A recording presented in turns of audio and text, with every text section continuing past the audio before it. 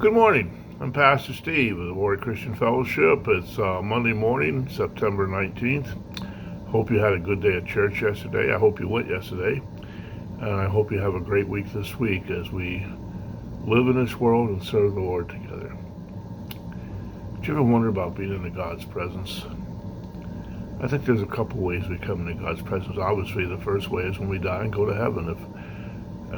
When we die, you go into God's presence, whether you go into heaven or hell, because those that have not received the Lord are going to stand in judgment. But those of us that have been saved and forgiven, we will go into heaven and we'll see God. And we don't know how we'll be. I know when John saw him in the book of Revelation, the resurrected Christ, he fell as though dead. He saw Christ after Christ had already ascended, and he had lived with Jesus and knew Jesus well, had laid his head on Jesus' chest at the Last Supper, and saw him in his glory, and he fell as though dead before him. In Isaiah chapter 6, Isaiah starts out talking about the year that King Uzziah died. He was a good king, and Isaiah was mournful, and Isaiah was focused on that. And then he was given this vision in heaven. He was caught up into heaven and in a vision, and he sees God on his throne.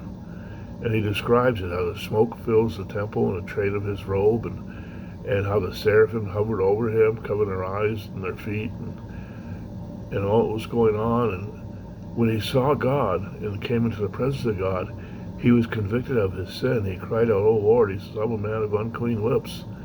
And he confessed his sin. And right away, one of the seraphim came, took a coal out of the fire, touched his lips, and God said, "Behold, this has touched your lips, and your iniquity is taken away, and your sins are forgiven."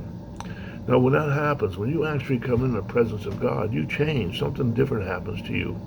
That's why it's important every day to start your day in His Word and in prayer, because you come together with God in a time with Him, in a quiet time of solitude with God, and you hear from Him, you talk with Him, you read His Word, you pray to Him, and you're convicted of what you need to do that day. Well, when Isaiah saw God and was healed because of being in the presence, he confessed his sin, being a man of unclean lips. They healed him. Then he was able to hear. Verse 8 in chapter 6 says, Then I heard the voice of the Lord saying, Who shall I send, and who will go for us? He heard that God had a plan. So right away, Isaiah, because he was cleansed, because he was appreciative of that with the Lord, he says, Here am I, send me. Today, start your day with the Lord.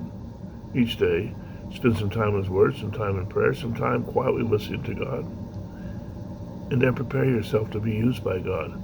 Have God show you what you need to do, and He will. And your day will be better, you'll be happier, and you'll know you served. And it's a very fulfilling thing to be serving a holy God.